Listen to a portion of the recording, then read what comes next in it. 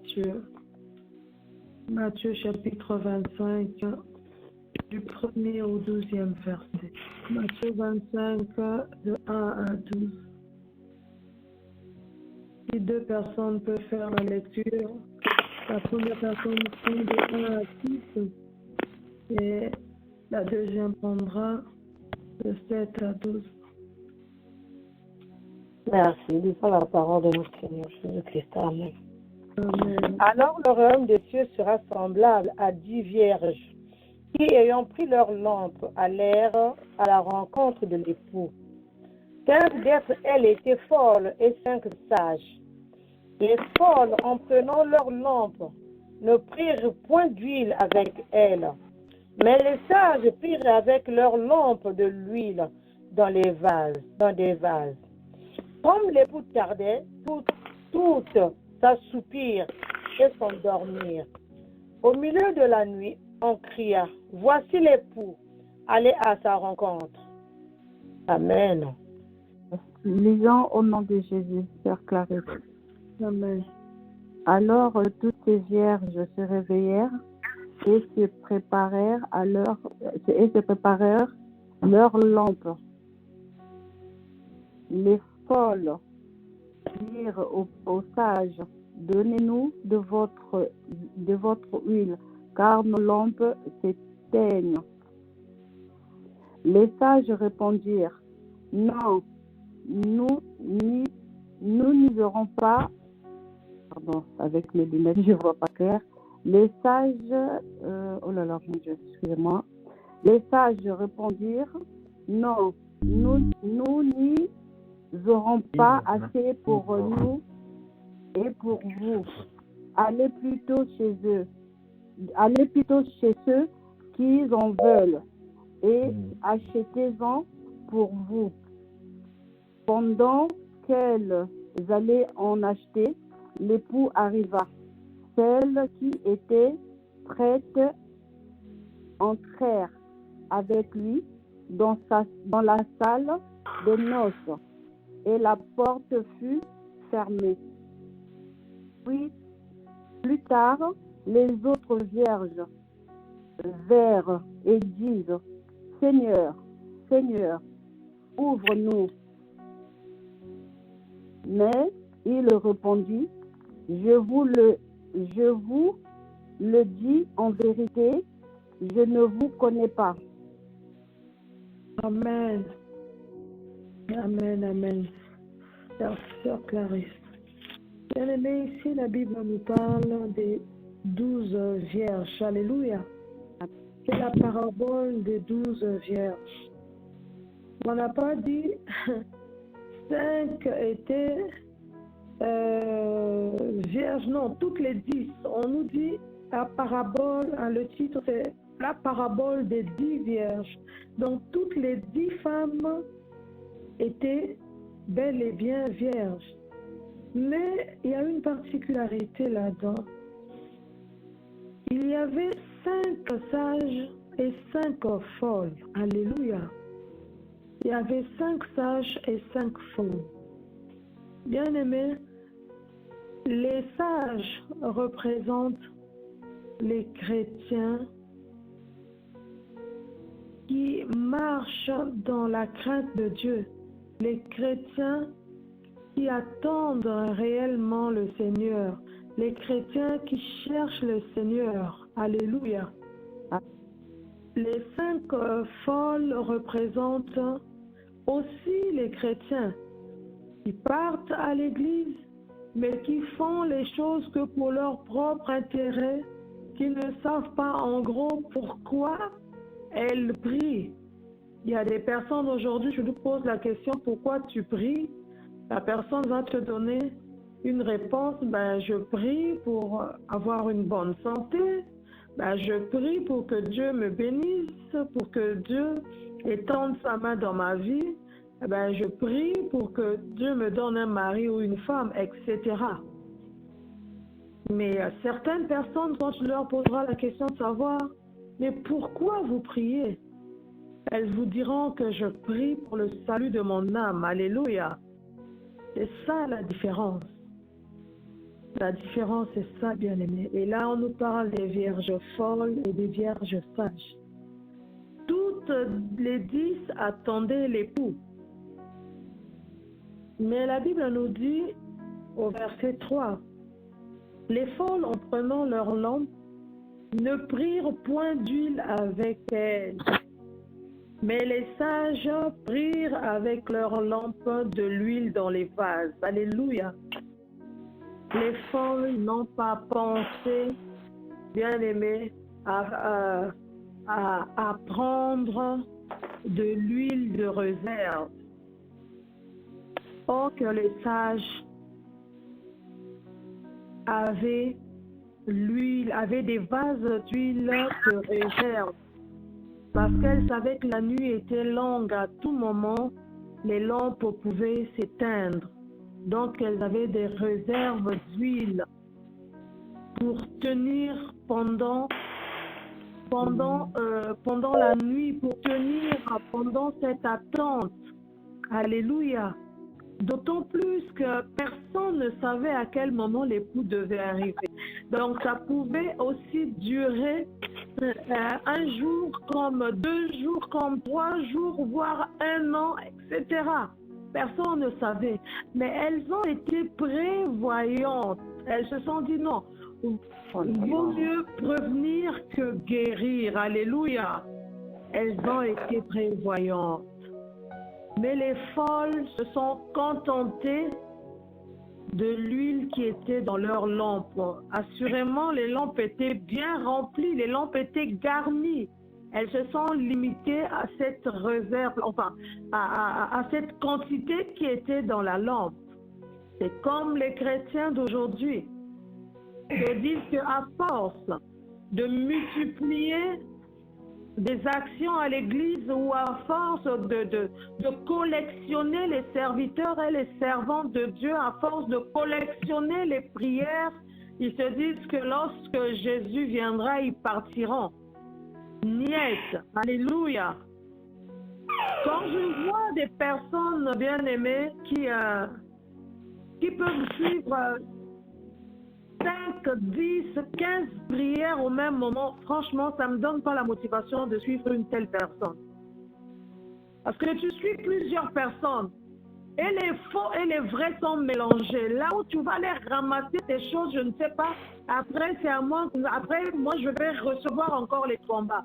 Bien aimé, il y a les attaques et les contre-attaques de l'ennemi. Alléluia. Non mais c'est une réalité. Nous devons savoir ce que nous voulons. Lorsque nous savons en qui nous avons cru, bien-aimés, nous devons nous positionner. Ces femmes sages-là, les vierges sages, elles savaient que la nuit était longue et elles ne savaient pas à quel moment l'époux devait arriver. Elles ont été prévoyantes. Elles n'ont pas attendu que l'huile finisse pour paniquer, pour aller de gauche à droite, pour aller chercher de l'huile. Au jour de l'avènement du Seigneur, beaucoup de personnes diront, mais Seigneur, mais je priais avec tel pasteur, on avait un programme. Oh, mais j'étais aussi sur la ligne de prière, Seigneur. Mais mon Dieu, mais j'ai dormi par terre avec telle maman. Mais avec tel papa, Seigneur, on était allé à la forêt. Il dira, je ne vous connais pas. Oh my God. Il dira, je ne vous connais pas. Bien-aimés, prenons conscience. Prenons conscience. Soyons prévoyants comme les vierges sages. Toutes elles étaient vierges. Toutes avaient le même but. En fait, le but c'était le but c'était qu'elles soient toutes choisies par l'époux. Elles attendaient toutes l'époux, mais dans leur façon de faire, par manque de sagesse, par folie, ils sont passés à côté de quelque chose. Alléluia. Les folles Ce sont des personnes qui... ce sont des personnes qui ont la démence, donc qui ont le dérèglement mental. Aujourd'hui, nous trouvons beaucoup de personnes déréglées mentales spirituellement. Non, mais je vous dis la vérité. Des personnes déréglées mentalement, mais spirituellement. Aujourd'hui, je ne peux pas comprendre. Bien, mais ce n'est pas pour juger ni pour condamner quelqu'un, non. Nous devons dire les choses telles qu'elles sont. Aujourd'hui, je ne peux pas comprendre une personne qui médite la parole, une personne qui a pour ami le Saint-Esprit, se fasse embobiner ou se fasse, je ne sais pas, manipuler par un serviteur ou une servante de Dieu. Alléluia.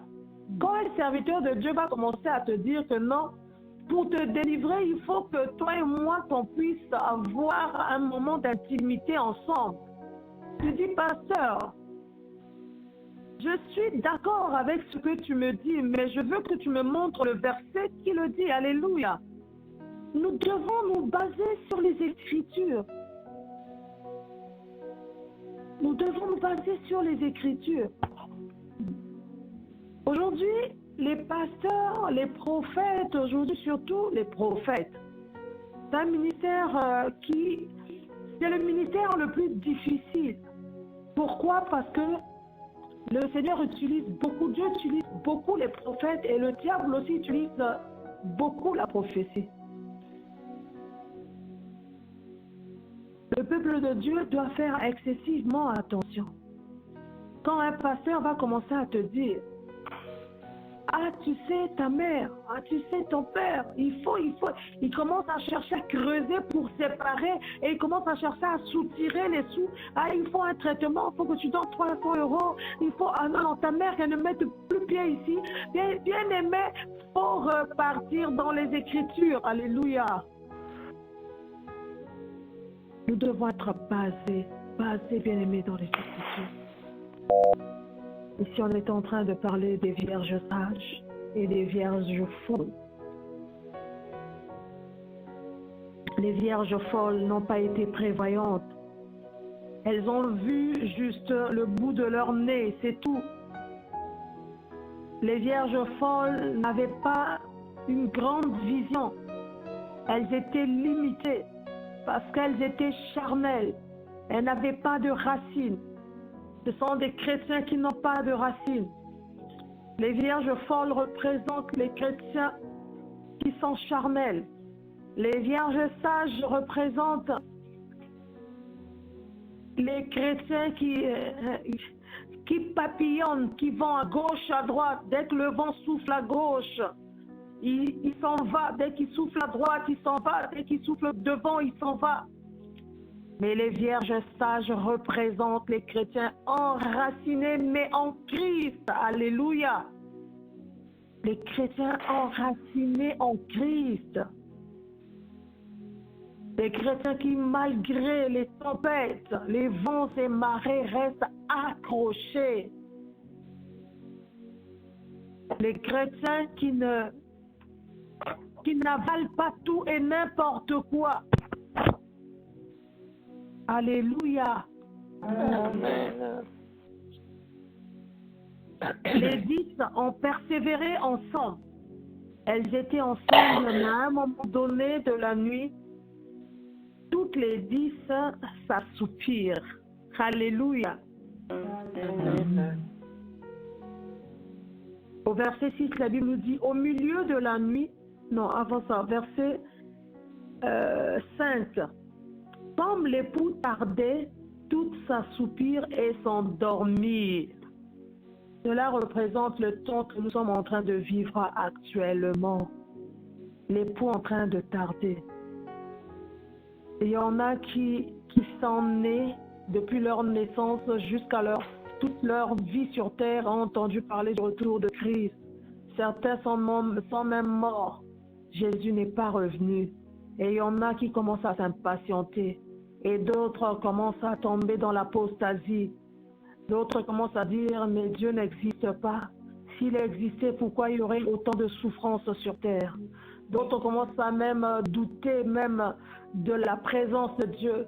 Et certains qui sont envoûtés, remplis, inspirés par les démons commencent à dire même que le blanc a écrit la Bible pour endormir le noir. Oh my God. Bien-aimés, et tous commencent à s'endormir parce que l'époux est en train de tarder. Alléluia. Mais au verset 6, la Bible nous dit, au milieu de la nuit, on s'écria, voici l'époux, allez à sa rencontre. Alors toutes ces vierges se réveillèrent. Oh, j'aime le verset 7. Alors toutes ces vierges se réveillèrent. Bien aimé, toutes les 10 ont dormi. Toutes les 10 ont dormi. Donc ça veut dire qu'il peut arriver un moment que tu puisses t'assoupir dans ta marche chrétienne. Mais il faut que tu finisses par te réveiller. Alléluia. Quand tu vas te réveiller, sois sûr que tu as de l'huile dans ta lampe. Sois sûr que tu as de la réserve d'huile. Et lorsqu'elles se sont toutes réveillées, la Bible nous dit au verset 8, les folles dirent aux sages, donnez-nous de votre huile car nos lampes s'éteignent. C'est au réveil seulement que les vierges folles se sont rendues compte que l'huile finissait dans leurs lampes et les lampes commençaient à s'éteindre. Mais c'est au moment où on leur a dit que l'époux arrivait. Oh my God. L'époux est là. L'époux arrive, mais les lampes commencent à s'éteindre. Donc, tout le temps que les lampes étaient allumées, l'époux n'était pas là. Donc, c'est comme les chrétiens bien-aimés qui sont zélés charnellement. Tu es un chrétien, tu as du zèle. Quand tu commences à prier, l'ongola nanzela. Quand tu commences à rebébé, bababa, chikao, laisse tomber. Mais tu es tellement charnel, tu finis toute ton énergie dans les rebébés pour qu'on t'entende, pour qu'on te voie. Mais dans la profondeur, tu n'y es pas. Tu vas faire la course, courir. Le jour où le Seigneur viendra, si tu n'es pas enraciné, il dira, je ne te connais pas. Alléluia. Bien-aimé, c'est profond. C'est profond. Et les sages, au verset 9, la Bible nous dit, les sages répondirent, non, il n'y en aurait pas assez pour nous et pour vous. Allez plutôt chez ceux qui en vendent et achetez-en pour vous. Ah ben oui. Les sages ont refusé, ils ont dit non, il y en aura pas assez, nous ce qu'on a c'est pour nos lampes à nous. Donc allez-y, vous en procurez chez le marchand. Verset 10, pendant qu'elles allaient en acheter, l'époux arriva. Celles qui étaient prêtes entrèrent avec lui dans la salle des noces et la porte fut fermée. Plus tard, les autres vierges vinrent et dirent, Seigneur, Seigneur, ouvre-nous. Mais il répondit, je vous le dis en vérité, je ne vous connais pas. Alléluia. Ce jour-là, bien-aimé, beaucoup de personnes diront, mais Seigneur, c'est moi qui partais ouvrir l'église. Mais Seigneur, je balayais les toilettes. Mais Seigneur, c'est moi qui louais la maison de notre pasteur. Mais j'avais offert une voiture au pasteur. Mais Seigneur, il dira, je ne vous connais pas. Pourquoi, au temps favorable, bien-aimé, tu as tapé à côté? Voilà pourquoi nous devons tous les jours être prêts. Alléluia. Amen. Soyons prêts tous les jours. Ne choisissons pas un temps. Il y a un temps où on est prêt, il y a un temps où vraiment on commence à même douter de Dieu. Bien aimé, même les démons, nous l'avons lu dans la Bible dernièrement, même les démons croient en Dieu.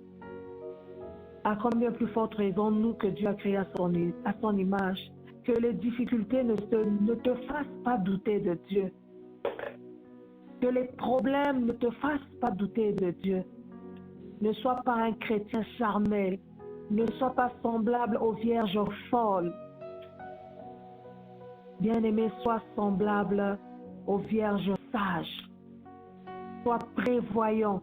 De la même manière que tu fais des provisions pour ta maison, Sois prévoyant spirituellement. Assure tes arrières spirituellement. Alléluia. Comment assurer tes arrières spirituellement? C'est en payant le prix. C'est en payant le prix, bien-aimé. Il faut payer le prix. Pas de sacrifice, pas de plaisir. Ça, c'est l'homme qui l'a dit. Pas de sacrifice, pas de plaisir. Mais bibliquement, on dit que nous devons payer le prix.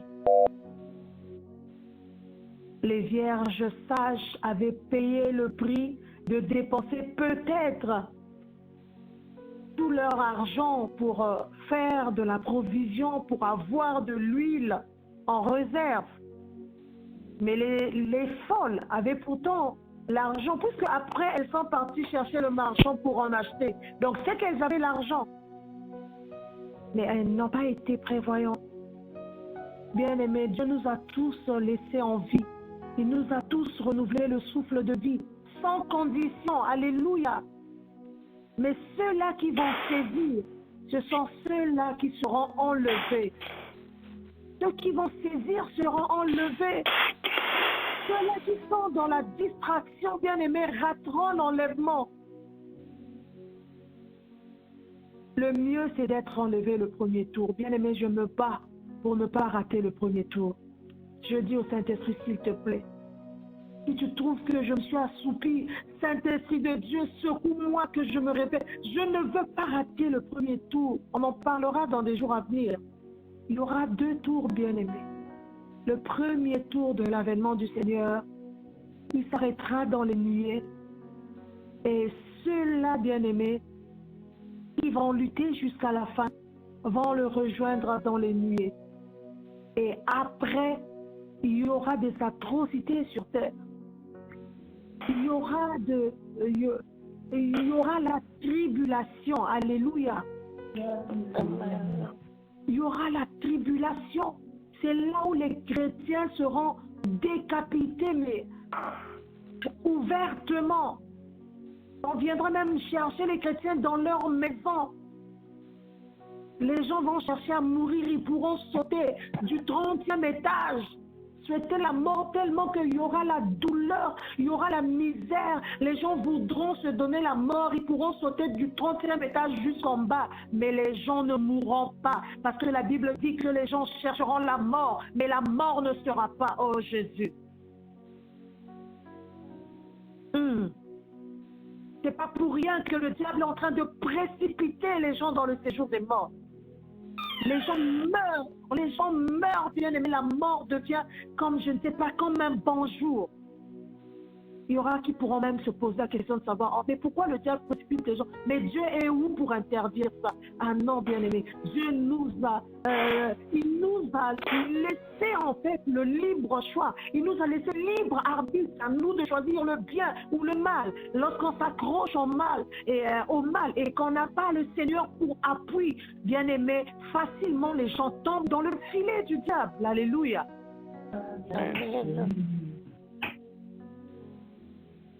Bien-aimé, si tu as Jésus comme appui, quelles que soient les manigances du diable, tu ne mourras pas, non, tu vivras et tu raconteras d'ailleurs les œuvres de l'Éternel.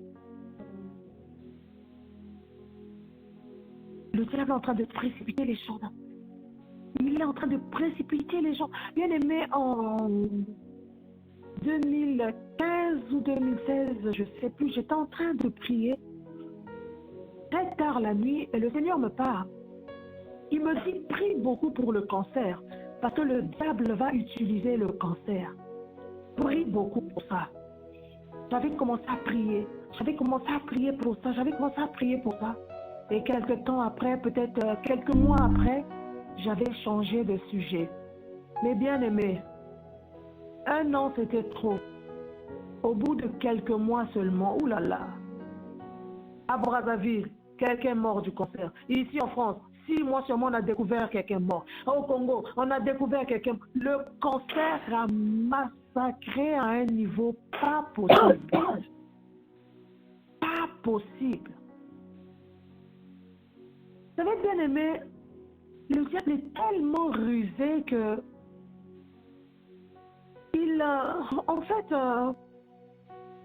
Le diable a la capacité de donner des maladies. Les gens qui n'ont pas une profondeur dans les choses de Dieu trouveront cela normal. Ah non, la personne avait le cancer, la personne est pas... Les gens vont trouver cela normal. Mais au fond, il y a quelque chose derrière. Alléluia. Amen. Il y a un plan du diable qui est là, qui est en train de s'accomplir. Et ce plan-là s'accomplit dans les vies de ceux qui n'ont pas Christ comme Seigneur et Sauveur. Le dire, c'est facile. Oui, Seigneur, tu es mon Seigneur, tu es mon Sauveur. C'est dans les actes, c'est dans les difficultés, c'est pendant les tempêtes, bien-aimés, que nous faisons preuve d'un enfant de Dieu ou pas. Alléluia. C'est pas au moment de la douleur, quand tu commences à prier, tu oublies Dieu. Tu oublies Dieu. Tu oublies clairement Dieu. Non. Dieu, c'est pas seulement quand on fait la fête. Ah, merci Jésus, j'ai eu la promotion au travail. Merci Seigneur. Mais quand tu pries, tu es en train de pleurer, les mains sur la tête. Eh Dieu, pourquoi tu m'as fait ça? Pourquoi Seigneur, tu m'as abandonné? Pourquoi tu m'as fait ça? Depuis que tu es né, il ne t'a pas abandonné, c'est seulement aujourd'hui qu'il t'a abandonné.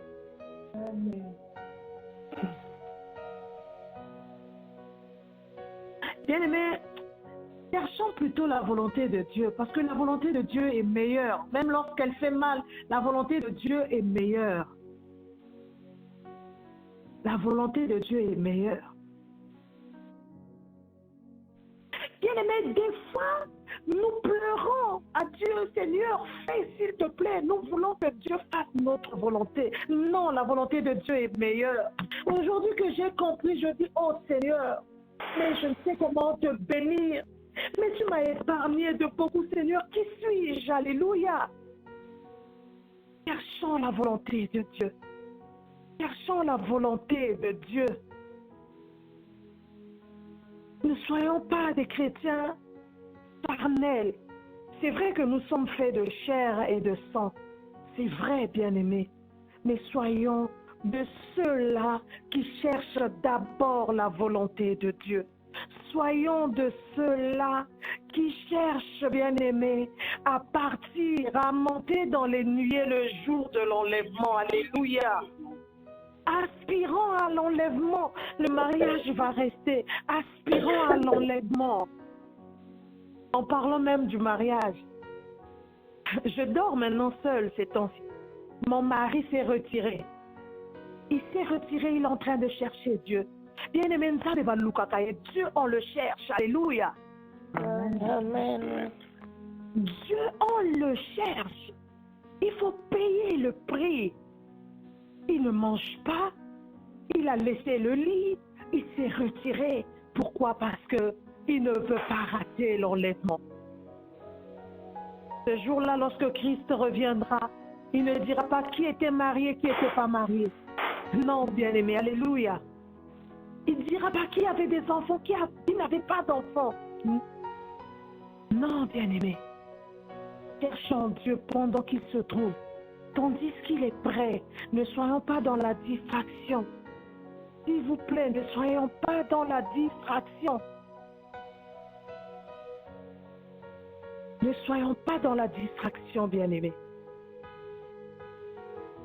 Paye le prix, travaille le salut. Paye le prix. Alléluia. Le Saint-Esprit insiste que je dise à une personne, lorsque tu traverses des moments difficiles, bien-aimé, n'accuse pas Dieu, s'il te plaît. Ne dis pas à Dieu, mais pourquoi? Pourquoi tu m'as abandonné? Pourquoi non? Ne dis pas ça. Ne dis pas ça, bien-aimé. Cherche plutôt la volonté de Dieu. Cherche la volonté de Dieu. Cherche la volonté de Dieu. Elle est meilleure, croyez-moi. La volonté de Dieu est meilleure. Que le Seigneur nous bénisse abondamment.